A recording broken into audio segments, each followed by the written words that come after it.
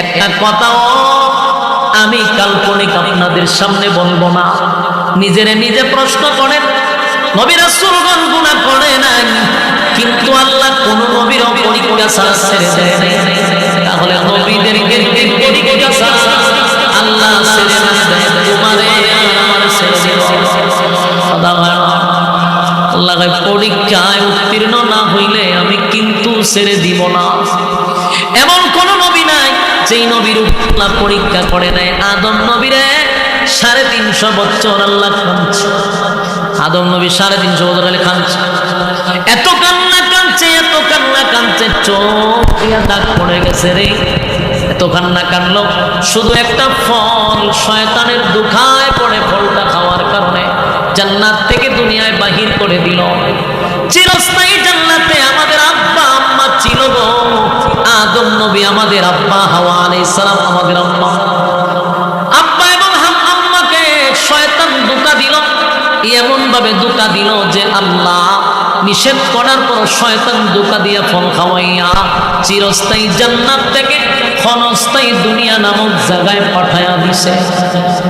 আর আদম নবী লজ্জায় আর শরমে 350 বছর পর্যন্ত লজ্জায় উপরের দিকে তাকাইতে চায় না।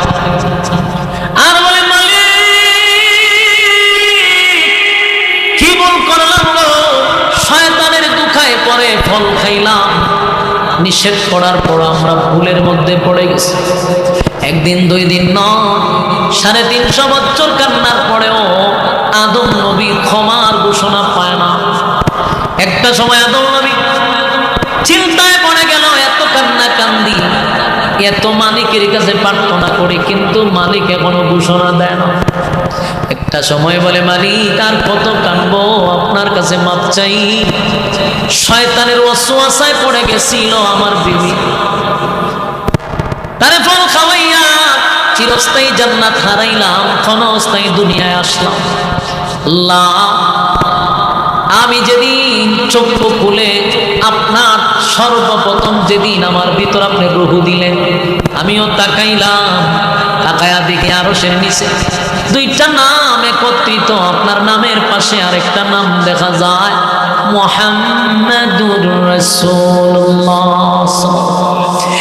এই নামের কেটে এত গুণ কেন গো? আমি জাগ্রত হইয়াই এই নামটা দেখলাম, তাহলে অবশ্যই নামের সাথে আপনার একটা সুসম্পর্ক আছে। এই নামের নিশ্চয়ই কোনো একটা বরকত আছে। ওই নামের উসিলাও আজকে আবার প্রতিদিনের মতো আপনার কাছে ক্ষমা চাই।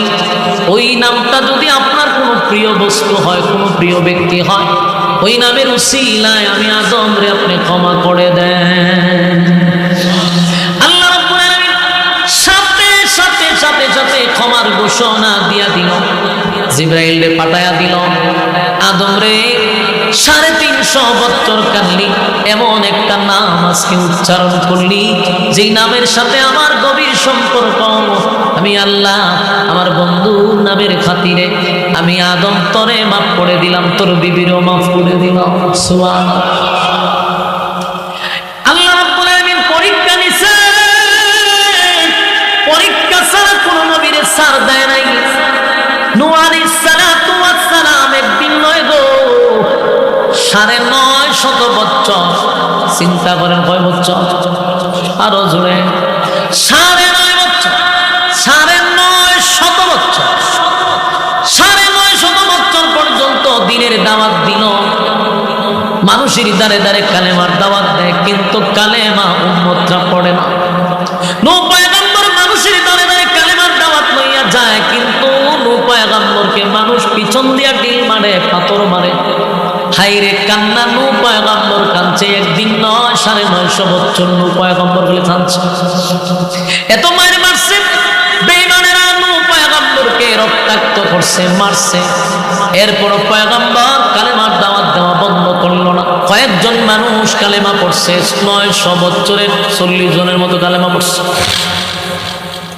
এই নূহ পয়গম্বর 950 বছর কান্নার পরে আমার আল্লাহ নূহ পয়গম্বর একদিন নিজেই আল্লাহ বলেন, পয়গম্বর এই জাতি 950 বছর কালেমার দাওয়াত পাইয়া এরপরও তারা কালেমা গ্রহণ করে না, আপনার উপরে নির্যাতন করে, রক্তাক্ত করে, আপনার কোনো চাওয়া পাওয়া আছে? নূহ পয়গম্বর কয়, আল্লাহ 950 বছর দাওয়াত দিলাম কিন্তু কালেমা পড়লো না, এদেরকে আর কালেমার দাওয়াত দিয়া লাভ হবে না, এদের ব্লাড নষ্ট হয়ে গেছে। কতক্ষণ ঠিক?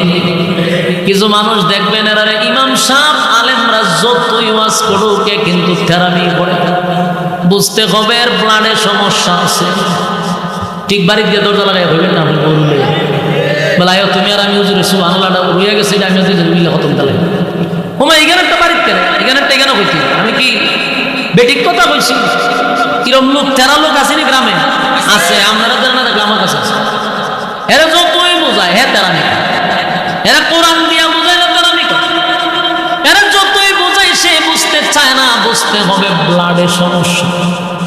নূহ পয়গম্বর হে আল্লাহ ব্লাড নষ্ট, আল্লাহ হয়তো কিতাব মাইরালাম বাইরে জনমের ভিডানি ভিডান। আল্লাহ এতদিন পর্যন্ত দাওয়াত দিছি, আপনাকে কোনোদিন বলি নাই, কিন্তু আমি দেখছি এরার ব্লাড নষ্ট, আপনি খাসা বঞ্চিত হতেন বাইরে।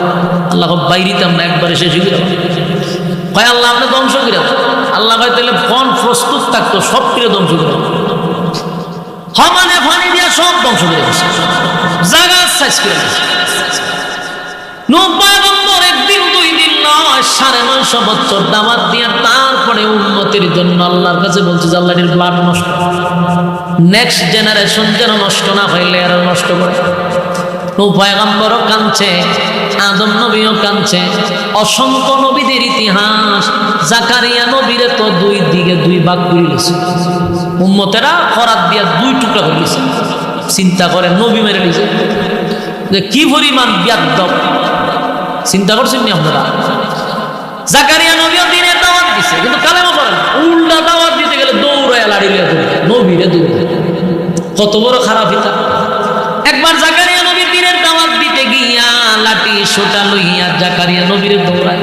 জাকারিয়া নবী একটা গাছের কাছে আয়া দেখে আর রাস্তা নাই, কয় গাছ থেকে কিতা করো ওতে দেখস আমি আর বলছি আইতা যে লাঠি লিয়ে আমার কিতা করবো, ওতে ভিতরে ঢুকে গাছ ফাঁক হয়ে গেছে, ফাঁক হইয়া জাকারিয়া নবী রায় দেখা কোনো হোমা অনেক আগে কিনে গেলেন গেল তো চতুর্দিকে তালাশ করে জাকারিয়া নবীরে ভাই শয়তান নাই তো দেখছে যে এটার ভিতরে জাকারিয়া ঢুকছে, শয়তানের দরবেশের বেশ ধরে সামনে হারিয়েছে। আরে পিতা হয় আমরা জাকারিয়ারে তুই জাকারিয়া গাছের ভিতরে আছে, এরা হয় মেয়ে ভাই দামি করে এমনি মেজাজ করো জাকারিয়া নবীরে ভাই আজকে মাইরালাম আর আপনার ভাই গাছের ভিতরে মানুষ দূর জাকারিয়া নবী যে গাছের ভিতরে তো শয়তান তো দেখছে, হ্যাঁ কইতে পারে যে ওনার মুজিজা, কিন্তু এইটা পান এখন জাকারিয়া নবী জাদু জানতো নাউজুবিল্লাহ বাড়ি গিয়ে কইবে।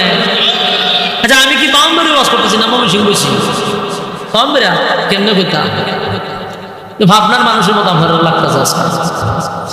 তা আওয়াজ দিন না দি বাউন্ডারি পড়েন তো রক্ত করো মাধ্যম আপনারা যে মারাত্মক ঠ্যাং কাটটা পর্যন্ত লানা হয় খাইটা আবার মিছিল দেয়, আমি এমন ডরাই। তা আপনারা তো রক্ত গরম আজকে দিই ভাবনার মানুষের মতো আপনার যে ওয়াজ করতাম যাই তারা আমি কেতপুতানি দিয়ে দেখছি তা 80 দেন, 3 দিন পরে বলে 80 দেয়, পরে যেটা কেতপুতানি দেখেছেন 80 তো দম দরকার, পরে 80 দেয়।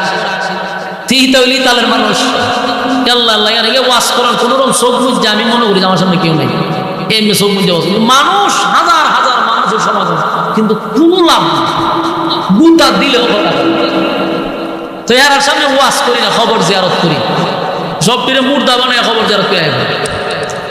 এটা তো আর ভাবনা না, এটা ব্রাহ্মণবাড়ি, কিন্তু আপনারা লক্ষণে আজকে বুঝতেছি না যেটা ব্রাহ্মণবাড়ি ওয়াজ করতেছে। এটা আওয়াজ দিতে হুজুরা ডরা, আমিও ডরা। খারাপ যেন আছে ভালোও আছে, বাউন্ডারের মানুষ আলেম প্রিয় মানুষ, খারাপের সাথে যেখানে মুসাই কেন বেড়াবো ভালো আছে। কথা বলে একটু মনোযোগ দিয়ে শুনেন। ওই যে শয়তান না এ কিন্তু দেখছে যে গাছের ভিতরে ঢুকছে, হে করছে কি তা মানুষের বেশ ধরে আরে তোমরা তো টুকাইতো যে গাছের ভিতরে আছে তেহারার মেজাজটা গরম বাইরে মাথা ফাড়ালাম, আমরা টুকাইতেছি এমনি মেজাজ গরম, আবার গাছের ভিতরে মানুষ দূরে আরে এবার জাদু জানে পরে কয় তোমরা বিশ্বাসই করো না আমার কথা, ওই দেখো তার ভাঞ্জাবি বাইরে নিচ্ছে ওরে কথা তো ঠিকই ভাঞ্জাবিতে আছে, কখন বিশ্বাস করছে এরা হয়তো সমস্যা নাই, আমরা ভাইরাল হুমাস কেন খরাত লইয়াইছে, কি পরিমাণ জাহেল চিন্তা করে, এটা দিয়ে অনেক থেকে মানুষ কি আরো খারাপ। ওই খরাতেন না গাছের উপরে দূরে আমরা খুঁচাইতেছি। আর জাকারিয়া নবীর ভিত্তি, জাকারিয়া নবী কয় সর্বনাশ, এটা দিয়ে আওয়াজ করতে ঘটনা কিতা, তার মানে খাইলে শয়তান না তো এলেম বেশি, বুঝছেন নি, শয়তানে বুঝতে পারছে। গাছের কাছে যখন দাঁড়াইছে, কি সময় জাকারিয়া নবী যদি হয়তো আল্লাহ গাছ রে কোন আমার বাঁচাইতে, অথবা আল্লাহ আপনাকে বাঁচান, তৈলে কিন্তু শয়তান নেই, হতার হইল না। কিন্তু শয়তান খুব চালু লোক, শয়তান দেখছে যে জাকারিয়া নবী গাছের কাছে বলছে। শয়তান হয় এখন যদি জাকারিয়ারে হত্যা করে তাহলে জাকারিয়া ঈমান হারা হয়ে মারা যাবে, নবুয়ত যাইবে, তাহলে আমি সাকসেস। তো জাকারিয়া নবীর মাথার উপরে যখন আওয়াজ চলতেছে, জাকারিয়া নবী বুঝে লেছে আল্লাহ, ডাক মারছে আল্লাহ। যে আল্লাহরে ডাক দিছে, আল্লাহ রে জাকারিয়া বাচ্চাকে সত্যি, বাচ্চাকে সত্যই, যদি আমার ডাকটা না দিতি তাহলে তোর নবুয়ত আমি সিনায় নিতাম। তুই যে গাছের কাছে সাহায্য চাইছিস, আমারে কইলি না। উনি ডাইরেক্ট বলছে না যে গাছ আমারে বাঁচা, বলছে গাছ আমি কিতা করতাম, কত ভিতরে ঢুকি। কিন্তু আল্লাহ হয়তো তুমি ইডি কেন করতে, আমারে বলে না, আল্লাহ করছে রা হয়তো চুপ করে বয়ে থাকে। আমার যখন ডাক দেলাইছ তোর ইমানও গেছে না, নবুয়তও গেছে না। শয়তান চাইছিল জাকারিয়া যদি আল্লাহর কাছে না চায় উনি কাফের হয়ে যাবে, আমি শয়তান সাকসেস। কিন্তু জাকারিয়া তো পয়গম্বর, কয় আল্লাহ আপনার ছাড়া কোনো হয় না। আল্লাহরে ডাক দিছে, আল্লাহ খুশি হয়ে কয় তখন চুপ করে হারিতা, তুই যেহেতু গাছের কাছে সাহায্য চাইছ আমার কাছে, আমি আল্লাহরে ডাক দেওয়ার কারণে নবুয়তও রাখলাম, ইমানও রাখলাম, কিন্তু কোনো সাউন্ড নাই। খরাত দিয়া তোমার দুই ভাগ করা হবে, একটা টু শব্দ করতে পারবে না, উঠ করবা তাহলে কিন্তু নবুয়ত হয়ে যাবে। জাকারিয়া নবী এইভাবে যে খার হইছে, মাথার উপরে খরাত দিয়া ফাইরা দুই টুকরা করছে, একটা সাউন্ডও করছে। আল্লাহ বলছে সাউন্ড করা যেত, সাউন্ড করছে। বলুন পয়গম্বর কোনো গুনাহ ছিল, নিষ্পাপ, কিন্তু পরীক্ষায় উত্তীর্ণ, পরীক্ষায় ফেল মারছে, পরীক্ষা পাস করেছে। সুবহানাল্লাহ। আল্লাহ যাদের কি জান্নাত দিব, বিনা পরীক্ষায় দিব না, বিনা পরীক্ষায় দিব না। রাসূলপুরের বাইরা মনে করছেন তাসবিহ জপা নামাজ পড়লে জান্নাত না, এত সোজা জান্নাত হইলে পড়ে নামাজি লোকের অভাব নাই দেশ, কথা হয় না, নামাজি লোকের অভাব নাই। রাসূল বলেন হাজারে মাত্র একজন যাবে জান্নাতে, 999 জন যাবে জাহান্নামে। তাহলে অসংখ্য মানুষ নামাজ পড়ার পরেও জাহান্নামে যাবে রে, হজ করার পরেও জাহান্নামে যাবে, দান সদকা করার পরেও জাহান্নামে যাবে রে, যুদ্ধের ময়দানে যুদ্ধ করেও জাহান্নামে যাবে। এ যুবক ভাই, তাসবিহ দিনে রাইতে প্রথম দিয়েও জাহান্নামে যাবে। আবার আলেম হইয়াও আমরা জাহান্নামে যাব, আবার জালেম হইয়াও জাহান্নামে যাব, ওয়াজ কইরাও জাহান্নামে যাব, এরকম আছে না? যদি আমাদের ইবাদতে আমাদেরকে বাঁচাইতো তাহলে পরীক্ষা তো একটাই ছিল যে নামাজ হলি জান্নাত। শুধু নামাজে জান্নাতে নিবে না, আল্লাহর হুকুম এবং নবীর তরিকা অনুযায়ী আমাদের কাজ আরো আছে না?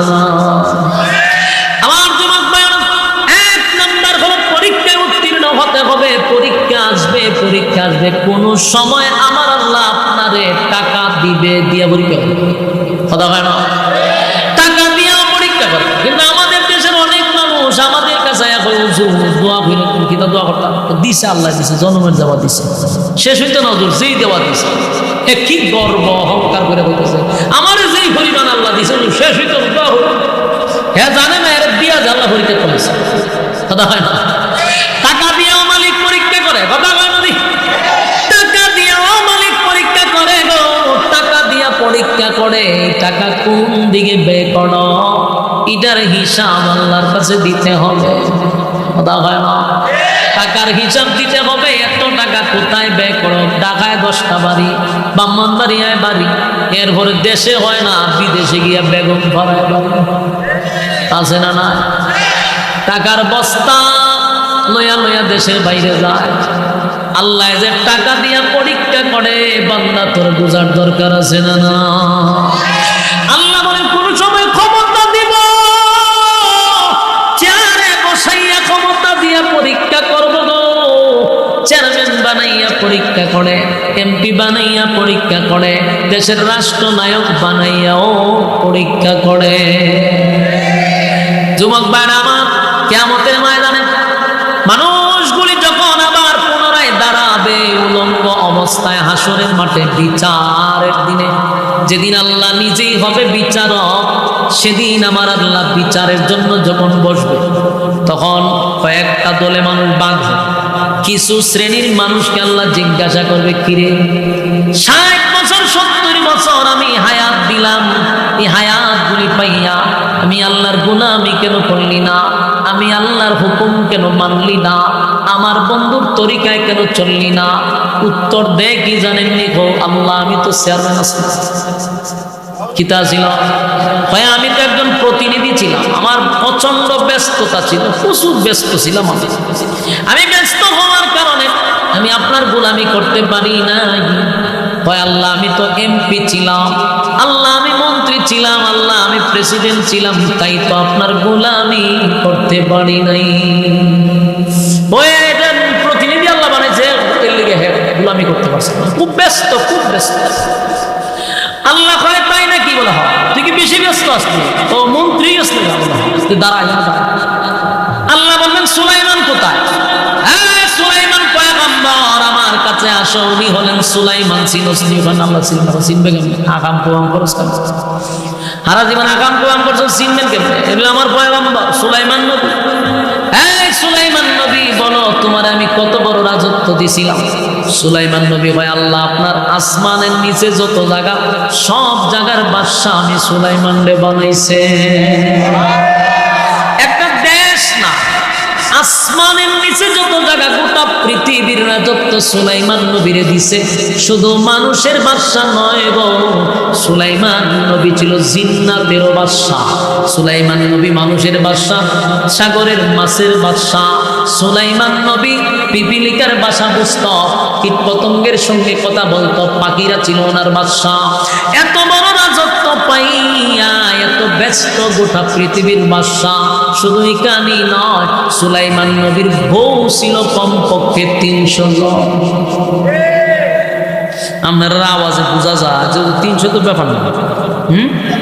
না, আপনারা যে একটা নীরবতা পালন করছে না, আমি নিজেই ব্যক্ত করলাম যে এই ওয়াজটা আমি কেড়ে গেল কমলাম। এটা আমার জীবনে সবচেয়ে ব্যর্থতা। 300 বউ আছে, উঠতে আপনারা ফ্যানের সিটা দৌড় মারবার কথা আছে, বলে মা ঘুমা, মা ঘুমা হয়ে দেওয়ার কথা আছে। 300 বউ এই জায়গাটা আপনারা বোঝা যায় গুরুস্থান হারাইছেন জিয়ারত করবার নাকি। আল্লাহ আল্লাহ, আমি তো বলছি ভাবনা আইসি আজকে, ঠিক লক্ষণ খারাপ। সুলাইমান নবীর বউ কতজন আছে? 3টা জন। আপনার কাছে ব্যাপারই মনে হয় অন্ত মুখটা ছুটতে যেত জায়গা। এক বিয়ার পরে আরেকটা বিয়া যদি কোনোটা করে, প্রতি সপ্তাহে একবার শুনি একটা কেরে যাইটা নিচে লামলাম না ভাঙ্গা খুললাম, বুঝবার তো বুঝি লেছে। তো 2 বিয়া করে যদি আপনার শনি একটা যেমন লাগে, আরে সুলাইমান নবীর বউ দিছে 300, আমাদের খারিয়া দুর্বার কথা আছে।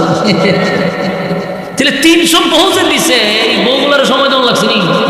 আচ্ছা, প্রতিদিন যদি একজন বউরে একবার সময় দেয়, তা তার লাস্টের বউর কাছে যাইতে কতদিন লাগবে? 300 দিন লাগবে। 1 বছর পরে গিয়া লাস্টের সাথে সাক্ষাৎ দেবে। কিন্তু সুলাইমান নবীর আল্লাহ কত ব্যস্ত বানায় রাখছে। আবার দিছে সমস্ত পৃথিবীর বাদশা, আবার উনি পাখিদের বাদশা, মাছের বাদশা, মানুষের বাদশা, জিন্নাতের বাদশা। সুবহানাল্লাহ। ওই 2 ফিট প্রায় ঝগড়া লাগছে, এটার বিচারও সুলাইমান নবীর করতে হবে। 5টা 2টা লাগছে ঝগড়া, ডামার মাঝে খাম মারছে, এটাও সুলাইমান নবীর বিচার করতে হবে। কত ব্যস্ত বানায় রাখছে। কিন্তু আল্লাহ হয়, এত বড় বাদশাই দিছি, সুলাইমান নবী 1 সেকেন্ডও আমি আল্লাহরে ভুলে না।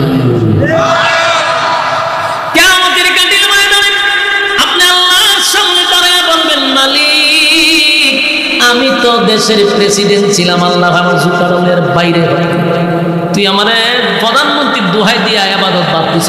সুলাইমান নবীর যে গোটা পৃথিবীর বাজত্ব দিলাম। হ্যাঁ, সূরা হাজলামি ফেরেশতারা কইবে, আল্লাহ আমরা রাতে ছাইরা দেন, একটু ভিড়াই দেন, আধা জুতা দা বাইরি বা আর আলো নিয়ে আসি যে তুই যে এনে বড় বড় করস, তোর আম্মার প্রতিনিধি আসবি, 16 বছর প্রতিনিধি করছে। আর সুলাইমান নবী গোটা পৃথিবী রাজত্ব করছে, আল্লাহ বলছে না। আর আম্মার রাজত্ব ভাইয়া তুই বুঝলালিস আল্লাহ বলতো না, কিতা করতো? দেশের সম্পদ লুট করবো না, আল্লাহরে ডাকবো। ঘটনা তুই কেন? আল্লাহ বলেন, সুলাইমান আমি রাজত্ব দিলাম, কিন্তু নবী আমারে ভুলে নাই ভুলে নাই ভুলে নাই। এরপরে আরেকজন যখন কিতারে তুই গুলামি করলি না কা বা আল্লাহ কিতা গুলামি করতাম বলছেন আমার মাথা ঘুরায়, আমি উঠতে কারলে চোখে কিছু দেখি না, তা আমার শরীরে ঘুরায়, আমার ফেটে মুসর মারে, তা আমার শরীরে জানে কিতা কিতা করে, আমি কইতারি আমি খুব দুর্বল, আল্লাহ অসুস্থ আসলে এলে এগুলো আমি করতে পারছি না না তাতে খারি থাক। আল্লাহ ভাই আইয়ুব নবী কই, আইয়ুব কোথায় রে? আইয়ুব নবীর আল্লাহ দান পড়াইব চিনস না, চিনবে কেমন? জুতা দা দিব তোরা চিনলে না কেন? উনি চিনবে কেমন?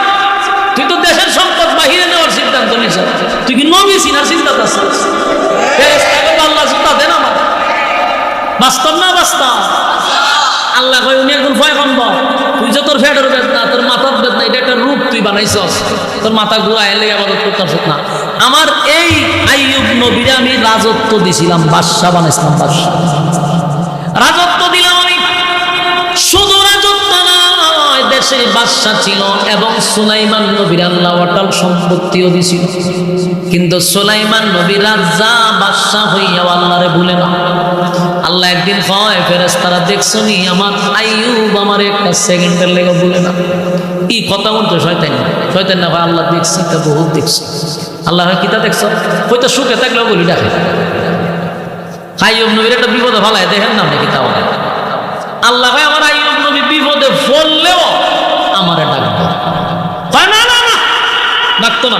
আল্লাহ ডাকবো হোটেলে পরীক্ষা করে লাগে, কোথায় পরীক্ষা করে মোটামুটি না মোটা এর বই দেখতে পাবো সভাপতি লড়াচড়া হতে হাত তুলছি না জুমামের সাথে তেলে আটকে গেছে গা উঠ না উঠেছে আল্লাহ আল্লাহ বলে ঘোষণা দিব আর এক স্লোগান দিব, ইজ্জত থাকবো না হয়ে থাকো।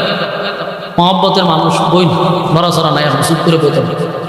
আপনি লড়াচড়া হলে এরা দুইটা দূর মারবে লুজুর জায়গা আমরা দিতাম সভাপতি জায়গা। হ্যাঁ বইতে হবে চুপ করে, কথা কি শুনতেছেন? আপনারা মনে আমার কথা বিরক্ত লাগতেছে। তখন আইয়ুব নবীর ব্যাপারে আল্লাহ কয় যে আমার আইয়ুবরে আমি রাজত্ব দিছি, আমারে ভুলেন শয়তান নাই হয় আল্লাহ এটা দেখছি তো একটু বিপদে পড়ুক আমরা ভুলে। আল্লাহ কয় এটা তোর ধারণা ভুল, আমার ধারণা সঠিক। আল্লাহ হয়তো একটা পরীক্ষা কর হতে আমার ক্ষমতাটা দিন আগে আল্লাহ ক্ষমতা দিছে। এই শয়তান না করছে কি আইয়ুব নবীর বিশাল উটের ফাল আছিল, বিশাল উটের ফাল, উনি তো ধনী লোক ছিল। হ্যাঁ কিতা করছে সমস্ত উটরে আগুন দিয়ে জ্বালাই দিচ্ছে, উটের ফাল মেরে লিছে গেছে বেড়া বকরির ফাল ওইখানে আবার আগুন লাগাইছে, আগুন লাগাই দিয়ে বেড়া বকরি আবার মেরে লিছে। এরপরে শেষ, এরপরে কৃষিকে তো ধরছে, সমস্ত কৃষি ক্ষেত আগুন দিয়ে জ্বালাইছে। দেশের জনগণে হুজুর আমরা তো দেশের বাদশা সব বনাশ করে লিছে। বলে কি বলে আমরা না খাই মরণ ছাড়া উপায় না। কি হইল? সমস্ত কৃষিকে ধ্বংস।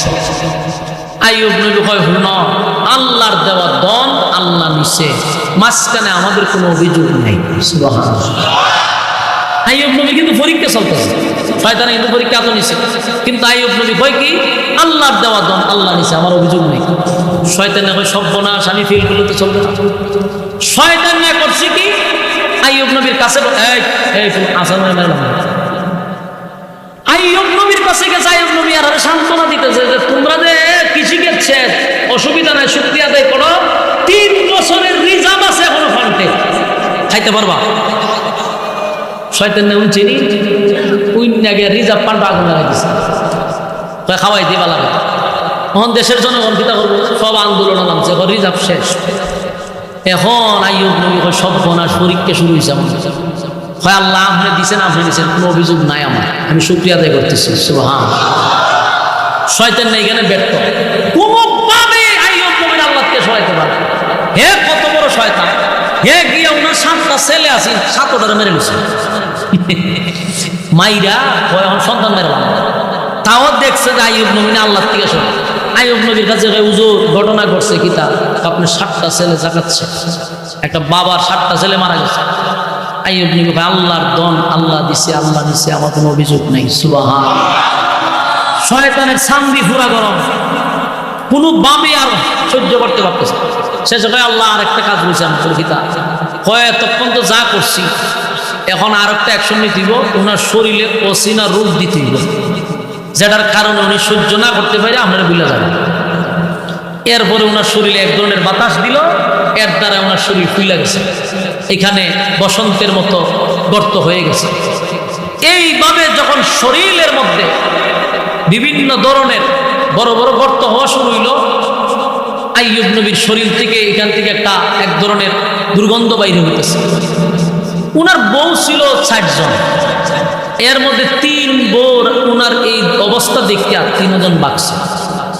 হয় না, ওনার কাছে তাও দেব 3 জন বউ গেছে, রয়েছে কয়জন? ওনার নাম কি যদি ওয়াজ দিয়ে আপনারা জানেন না? রহিমা নবী বাহির হইছে, তাই নবী জিগা রহিমা একে একে 3টা বিবি আমারে ছেড়ে চলে গেল, তুমি কেন রইলা, তুমি যাও না কেন? রহিমা বলে, হুজুর দেশের বাদশা ছিলেন, আমি ছিলাম দেশের রানী, আমি ছিলাম দেশের রানী। ও আল্লাহর পয়গম্বর, সুখের সময় আমি যে আপনার পাশে ছিলাম, দুঃখের সময় আমি কেন আপনার চাইরা যাইব না? আমি আপনার বাকি জীবন খাদেমগিরি করতে চাই। সুবহানাল্লাহ। আমার গ্রামগঞ্জের একটা কথা আছে, আপনার এলাকাতে আছেন জানেন, আপনার মুরব্বীরা হইতো জাতের মেয়ে খালো ভালা, নদীর পানি গুলো ভালা। এটা আপনার এলাকাতে আছে না? কেন কইছে? বংশীয় মেয়ে বিবাহ করা দরকার। রাসূলও কইছে বংশ থেকে বিবাহ করা। নিম্ন শ্রেণী রইলে এর মধ্যে কোনো মানবতা থাকে। এই রহিমার বংশ আমি তালাশ করে দেখলাম, বলি সাধারণ বংশের কোন মেয়ে না। এই রহিমা ছিল ইউসুফ নবীর নাতনি, সুবহানাল্লাহ, নবী বংশের মেয়ে।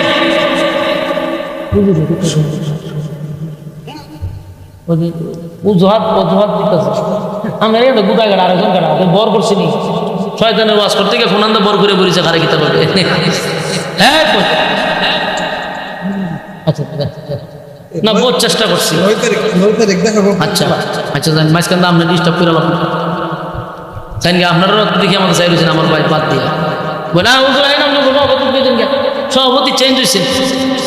হ্যাঁ বল, কথা মনোযোগ দিয়ে শুনেন। এখন এই আইয়ুব নবী রহিমার দিকে তুমি করে রয়েছে, ওই যে বংশ রহিমা খার মেয়ে, ইউসুফ নবীর নাতনি, বলতে ইউসুফ নবীর ছেলের ঘরের মেয়ে, কারিম ইবনে কারিম, সাধারণ কোন মেয়ে না।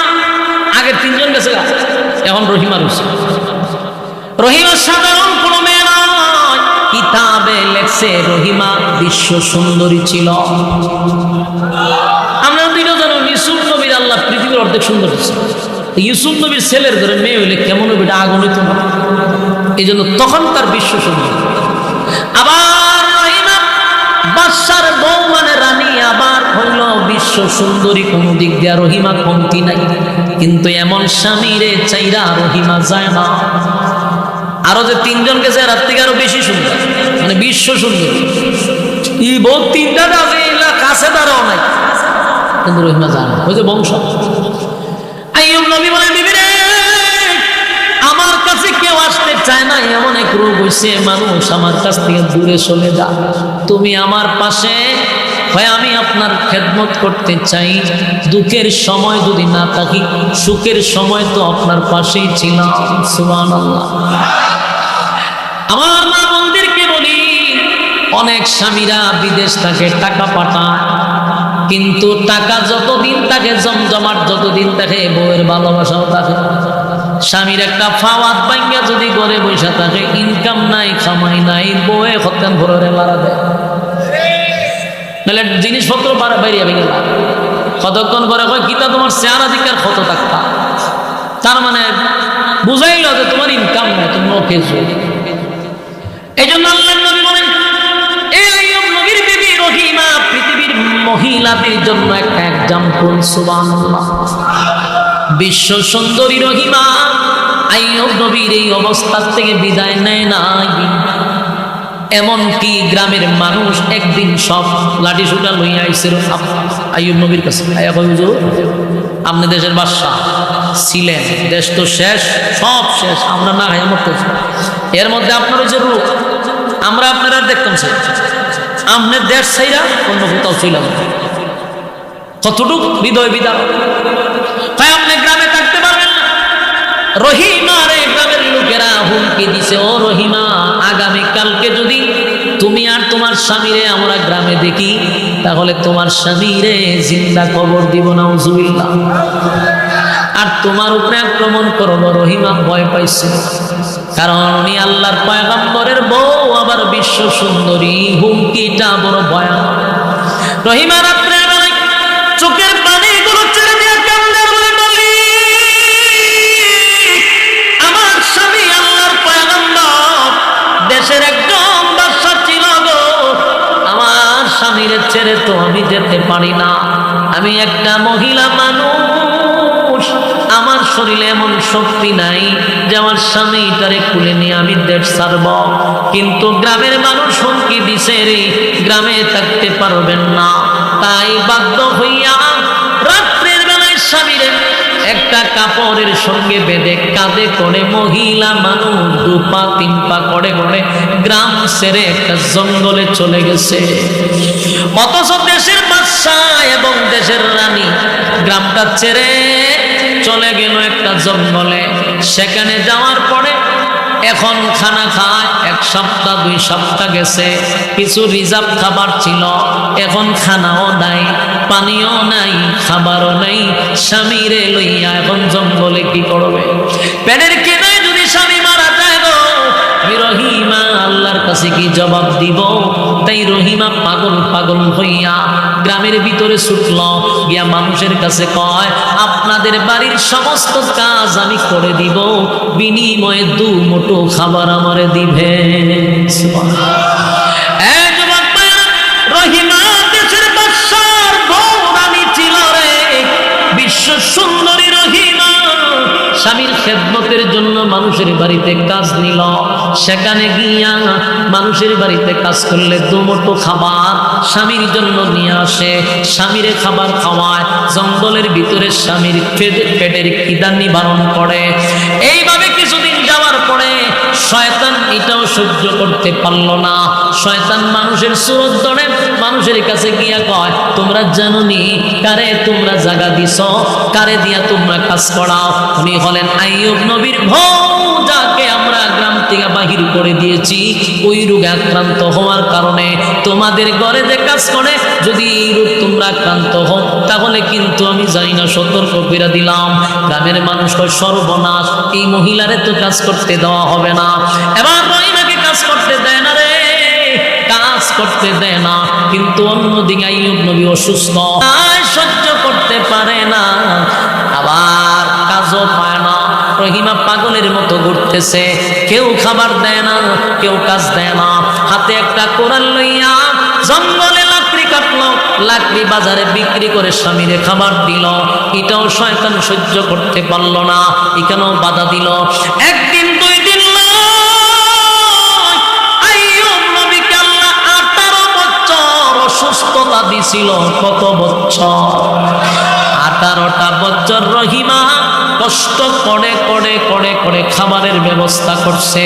একটা সময় সব সাইড বন্ধ হয়ে গেছে, খাবার কোথার থেকে দিবে রে? তাই রহিমা চুল বিক্রি করে দিল বাজারে, মাথার অর্ধেক চুল বিক্রি করে দিল। তখনকার চুল বিক্রি করা যায় ছিল, এখন আমরা ভেবে দিচ্ছেন না। চুল বিক্রি করিয়া ওই টাকা দিয়া স্বামীর কিদা নিবারণ করছে। কিন্তু শয়তান এটা বরদাস্ত করতে পারে নাই। শয়তান মানুষের সুরত ধরে আইয়ুব নবীর কাছে আসছে। ওই সময় রহিমা কাছে ছিল না। আইয়া কয়, আপনার বউ যে আপনারে কেমনে খাওয়াই না জানেন?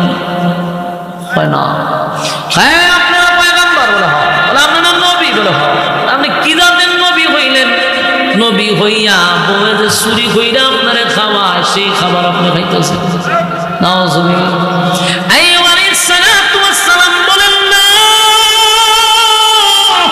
আমার বিবি আমার চুরি করে খাওয়াইতে পারে না। শয়তান কয়, আপনি বিশ্বাস করবেন না, আমি জানি। আপনাকে বলে গেলাম, আপনার বিবির মাথার চুলটা বলবেন ওড়নাটা খুলে দেখাইতো, তাহলে বুঝবেন চুরি করতে গিয়ে ধরা খাইছে, মানুষ চুল কেটে রেখে দিচ্ছে। নাউজুবিল্লাহ। এই শয়তান কত বড় চক্রান্তে রহিমারে ফালাইল। আইয়ুব নবী আশ্চর্য হয়ে গেল, আমি একটা আল্লাহর পয়গম্বর, আমার বিবি তো এমন কাজ করতে পারে না। কিন্তু যখন রহিমা সন্ধ্যাবেলা আইয়ুব নবীর কাছে আসছে খাবার নিয়া, আল্লাহ নবী বলেন, রহিমা রে, আগে বলো এই খাবার কোথা থেকে আনছ, কিভাবে আমারে খাওয়াইলে এতটা বছর? রহিমা বলে, প্রাণের স্বামী, হ্যাঁ আমি আপনাকে হালাল খাবার খাওয়াইছি, কোন হারাম খাবার আপনি পয়গম্বর আমি খাওয়াইতে পারি না।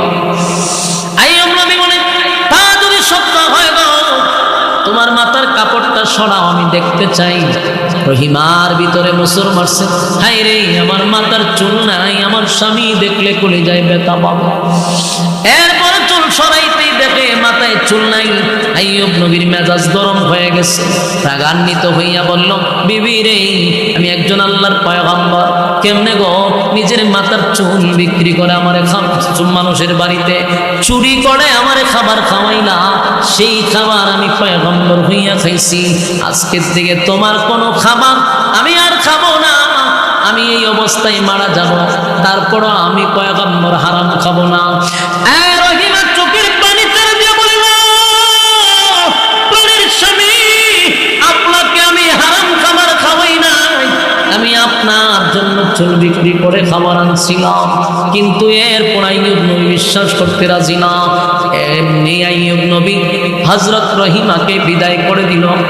রাগান্বিত হইয়া বলল, তুমি আমার সামনে আসবা না, বিদায় করে দিল। এমনি বিদায় হওয়ার পরে জিবরাইল হাজির হয়েছে। সুবহানাল্লাহ। আল্লাহ বলে, জিবরাইল বন্ধুর কাছে খবর পৌঁছায় দাও।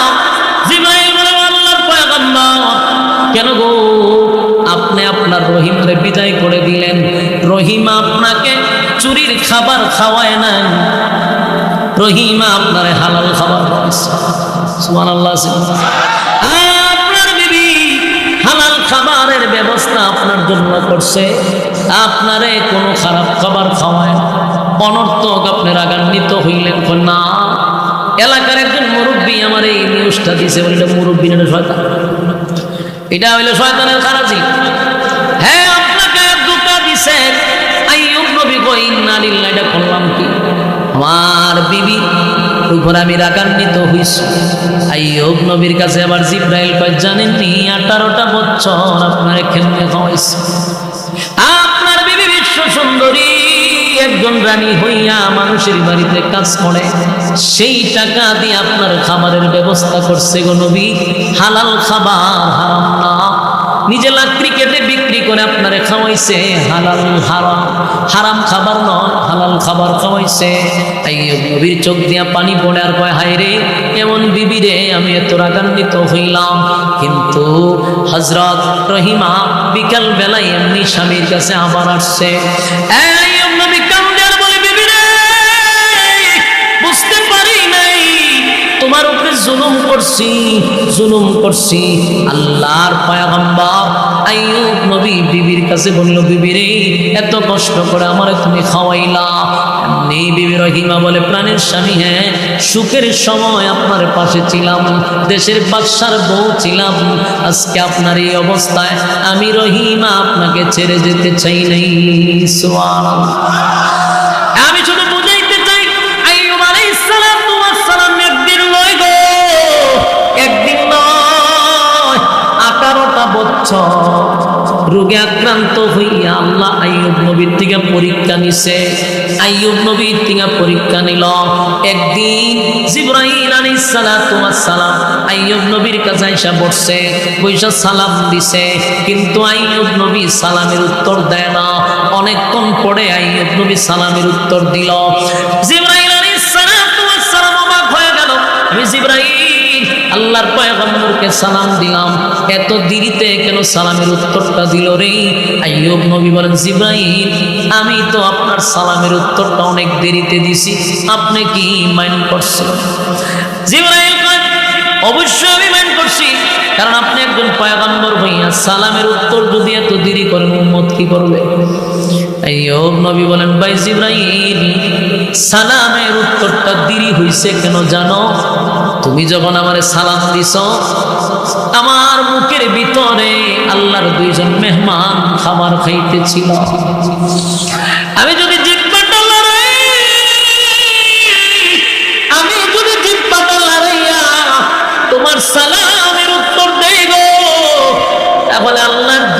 মেহমান তৃপ্তি মিটাইয়া খাবারটা খাইতে পারবে না, তাই তো আমি মুখটা বন্ধ করে রেখেছিলাম। দুইটা আল্লাহর মেহমান আমার শরীরের মুখের ভিতরের গোশতগুলা খাইতেছিল, তাদের খিদা নিবারণ শেষ, তারপরে তোমার সালামের উত্তর দিলাম। জিবরাইল আশ্চর্য হইয়া বলে, মালিক আর কত পরীক্ষা নিবেন? আপনার আপনার প্রতি সন্তুষ্ট, আপনার প্রতি বেজান না, বেজান না। আল্লাহ বলে, জিবরাইল রে, আমার বন্ধু রে, আমি পরীক্ষা নিছিলাম, আমার বন্ধু পরীক্ষায় ফার্স্ট ডিভিশনে পাস করছে, আমার বন্ধুরে আর কষ্ট দিতে চাই না, তুমি আমার বন্ধুরে বলো তার পায়ের গোড়ালি দিয়া যেন মাটিতে একটা আঘাত পড়ে।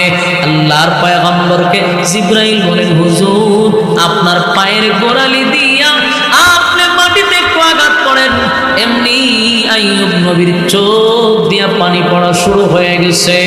জিবরাইল বলেন, আল্লাহর পয়গম্বর,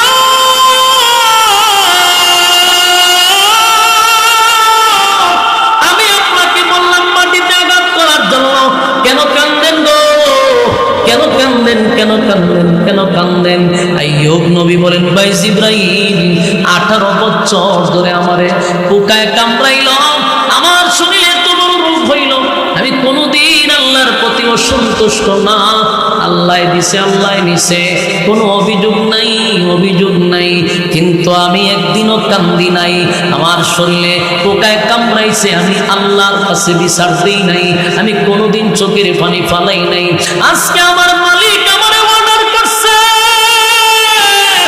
আমি যেন মাটিতে আঘাত করি রে, আমি যেন মাটিতে আঘাত করি, কিন্তু সবচেয়ে বড় আশ্চর্যের ব্যাপার হলো আমার পায়ের গোড়ালি তো নাই, আমি কেমনে গো মাটিতে আঘাত করব? এই জন্য কান্দি, আমার মালিক আমার অর্ডার করছে মাটিতে আঘাত করার জন্য, কিন্তু আমার পায়ের গোড়ালি নাই। এমন অবস্থা হইছে, আল্লাহর পয়গম্বর চোখ দিয়া পানি ছাড়ে। জিবরাইল কয়, মালিক আপনার আইয়ুবের পায়ের গোড়ালি শেষ হয়ে গেছে, কি দিয়া মাটিতে আঘাত করব? আল্লাহ ভাই, আমার সিস্টেম তো সিস্টেম, আমার বন্ধুরে বলো পাটা যেন হালকা লড়াই দেয়, যেই মাত্র নাড়া দিল পায়ের তলার থেকে পানি ওঠা শুরু হয়ে গেল। এবার জিবরাইল পয়গম্বর আইয়ুব রে পানিটা পান করাইল, পানির মধ্যে গোসল করার জন্য বলা হলো। আইয়ুব নবী যখন গোসল করতে লাগলো, যেই মাত্র ওইটা দাঁড়াইছে, তাকায়া দেখে শরীরে বিন্দু পরিমাণ কোনো দাগের চিহ্ন নাই, আগের থেকে 1000 গুণ সৌন্দর্য বেড়ে গেছে, আগের থেকে বডি সুন্দর, আগের থেকে চেহারা সুন্দর। আল্লাহর পয়গম্বরের চেহারা দেখে পয়গম্বর সাহেব বলে কান্দে গো, আল্লাহ আগের থেকে তোমার সৌন্দর্য বেড়ে গেছে, আগের থেকে বডি ভালো হয়ে গেছে।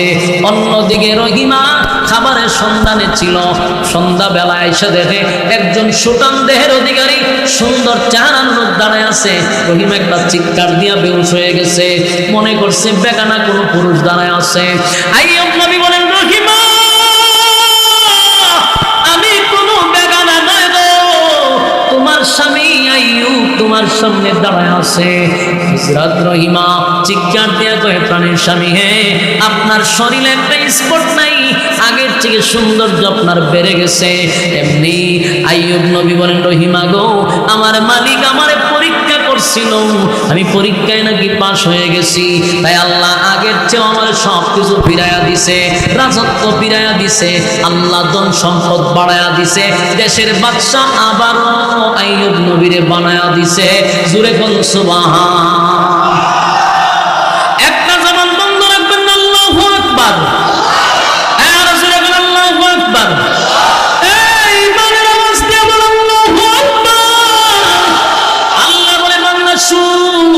পরীক্ষা ছাড়া জান্নাত দিব না, পরীক্ষা ছাড়া জান্নাত দিব না। পরীক্ষায় যদি উত্তীর্ণ হতে পারো, ওয়াদা দিলাম, ইন্নাল্লাযীনা আমানু ওয়া আমিলুস সালিহাতি কানাত লাহুম জান্নাতুল ফিরদাউসি নুজুলা। আল্লাহ বলেন, যারা ঈমান আনছে, ঈমান আনার পরে যারা নেক আমল করলো গো, ওয়াদা দিলাম দিলাম, ওয়াদা দিলাম, জান্নাতের মেহমান আমি বানাবো। জান্নাত বলতে সাধারণ কোনো জান্নাত না, জান্নাতুল ফিরদাউসের মেহমান বানায়া দিব। শর্ত হলো জান্নাতে যাওয়ার জন্য প্রথম নাম্বার শর্ত হলো ঈমান, 2 নাম্বার হলো নেক আমল, 3 নাম্বার হলো হক কথা, 4 নাম্বার হলো ধৈর্য। এই 4টা কোয়ালিটি যারা জীবনের সাথে মিলাইতে পারবে আল্লাহ বলেন আমি তাদেরকে জান্নাত দিব। প্রথম নাম্বার হলো ঈমান, সুদ খাইয়া ঈমান না, ঘুষ খাইয়া ঈমান না, জেনা কইরা ঈমান না, বেবিচারি কইরা ঈমান না, বেনামাজি ঈমান না, বেপরদাওয়ালার ঈমান না।